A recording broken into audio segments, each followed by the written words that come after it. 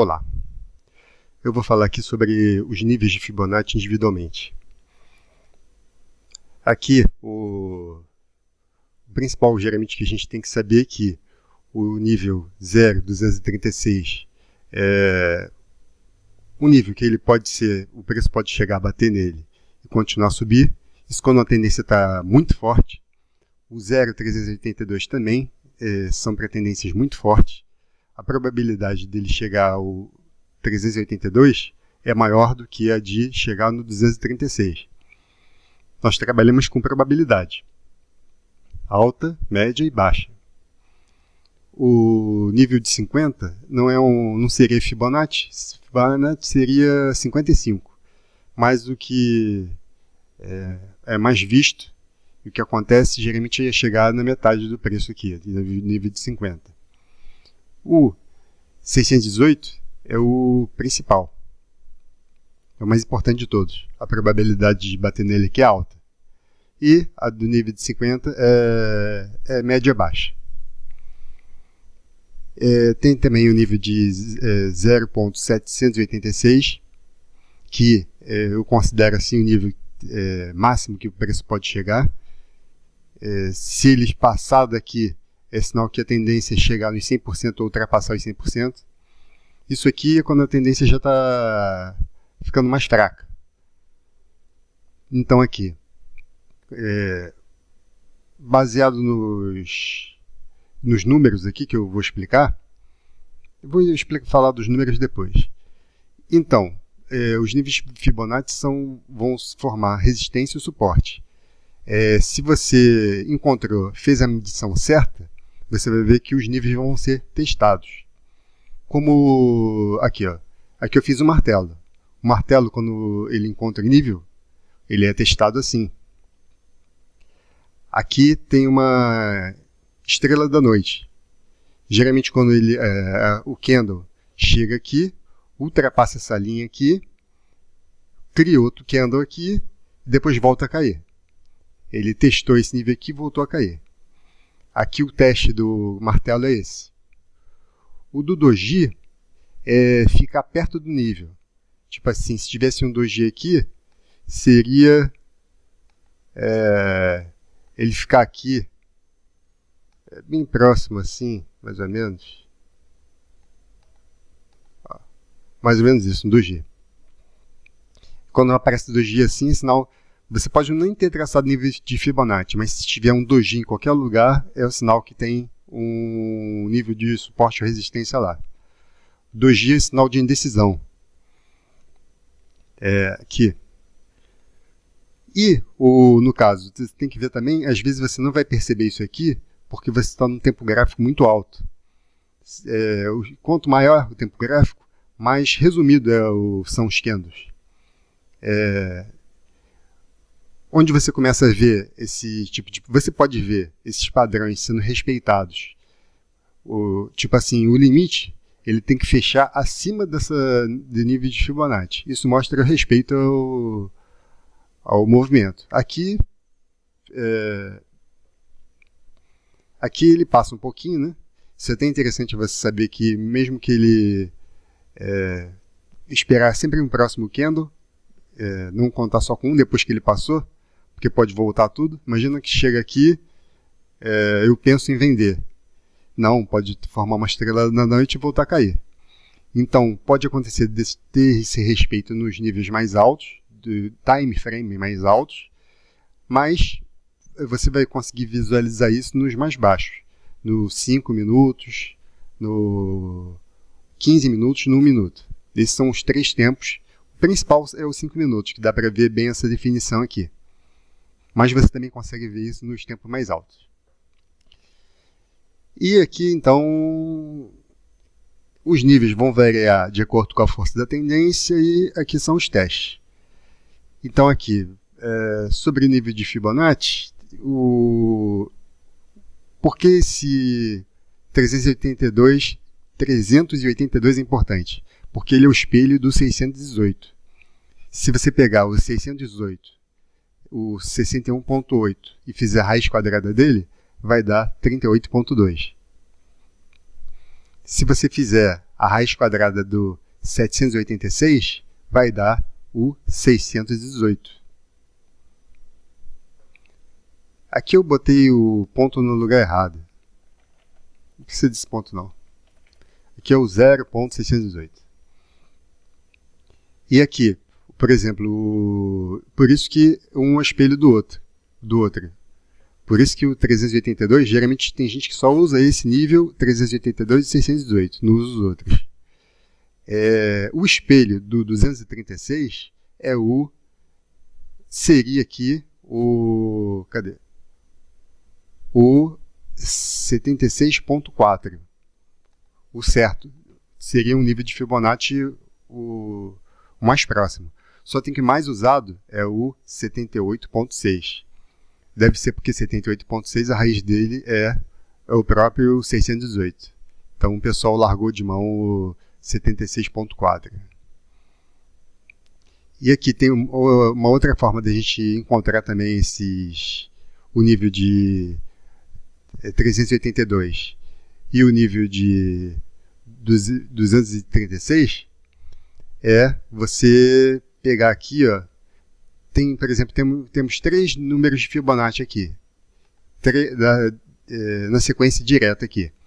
Se eu pegar o primeiro número de Fibonacci e contar 2 casas à direita, e dividir esse número que eu peguei pelo esse segundo número à direita, ó, 55 dividido pelo segundo número à direita, vai dar o 382. Só tem que aqui não está arredondado, né? Se eu pegar o terceiro número à direita, ó, começando do 8, eu tenho 1, que é o 13, o 21, que é o segundo, e o terceiro, que é o 34. Se eu dividir o 34 pelo 8, eu vou ter o 236. Essa é uma outra forma de você encontrar esses níveis, né? Se eu tenho um número, por exemplo, tenho o número 13. Se eu quero saber qual é o próximo número de Fibonacci, é só multiplicar o 13 por 1.618, que eu vou ter aqui o 21. Se eu quiser saber o número anterior de Fibonacci, é só pegar o 13 e multiplicar por 0.618, que eu vou ter o número 8. É assim que a gente consegue saber o número seguinte e o número anterior de Fibonacci.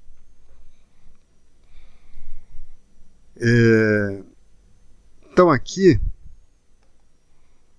temos isso aqui, um exemplo mais prático aqui, ó, por exemplo.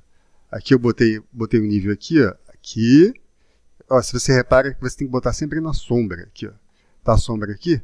Se você aproximar a retração de Fibonacci da sombra, ele vai certinho para o final daquela sombra. Eu estou usando aqui a retração, que é essa ferramenta daqui, ó, desenhar a retração de Fibonacci. Repare aqui, ó, que ele chegou certinho aqui no 61.8. Vou trazer o valor para cá, ó. O candle chegou aqui. Ele até coincidiu com a média de 55. A média de 55 é uma boa média para você identificar a força de uma tendência. Que seria a média de 50, né? Pode ser também de 50. Você vê que ele chegou exatamente lá. E temos outros níveis aqui. Tem um nível que eu não falei aqui, que é o 1272. Se eu fizer a raiz quadrada do 1272, eu vou ter o 1618. Por isso que o 1272 é um número importante, que eu vou ter aqui o 1618, que seria o 618, que é o número de Fibonacci, mas um inteiro, né? Esses dois números são bem importantes. Então aqui, então o que eu posso fazer aqui? Tem esses outros níveis aqui, né? Ó, tem esse que é importante, é o 1618. O 2618 também é importante. E o 3618 também é importante. Só tem que é menos importante que o 2618. E o 4236, que é o fim de uma tendência. Então eu chego, ó, vou colocar aqui, medir aqui, ó. Você vê que ele bate ali, certinho no, vou levantar um pouco para dar para ver, ó, 1618. Ó, ele encontra certinho o nível de 1618. Só tem que aqui a gente não consegue ver muitos dos detalhes, né? Estou no gráfico de 1 hora. Aí eu posso ir para o M5 para ver.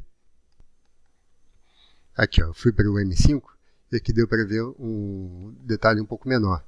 Você vê quando chegou ali, ó, ele respeitou esse nível aqui.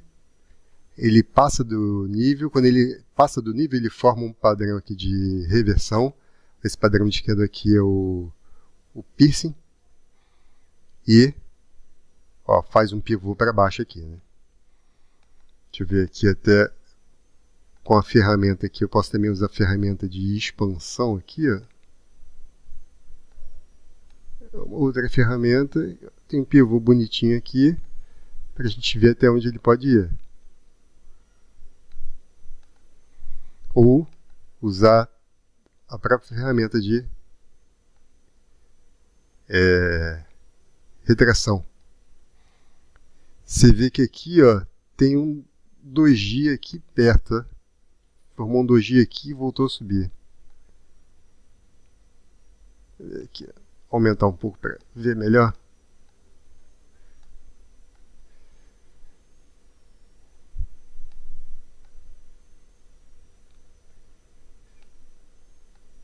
Aqui, ó, eu colocando aqui, ele não cheguei até o final aqui, mas não, seguindo aqui, ó, o doji ele tocou aqui e começou a subir de volta, né?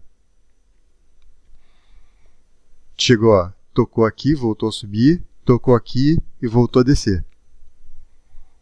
Esse nível aqui de 2236 é o 618 entre esse nível e esse. Ó, se eu pegar traçar uma Fibonacci daqui para cá, esse nível aqui de 2236 é o 618 desse nível. Assim como 3618 é o 0.618 desse nível aqui, entre esse, o 2618 e o 4236. Então, você vê aqui que o doji ele respeitou esse nível aqui, tocou, depois caiu até aqui. Então, vamos pegar, saber se aqui teve algum padrão. Eu vou para o M1. Eu tentei voltar pelo gráfico de 1 minuto, mas ia dar muito trabalho, tem que... É muito problemático, eu resolvi não fazer isso. Então, mas se você quiser, aqui, ó, se você ainda quiser voltar aqui para o tempo de M1, dá para ver de repente um padrão aqui interessante. Então é isso. Isso que eu queria mostrar. Valeu.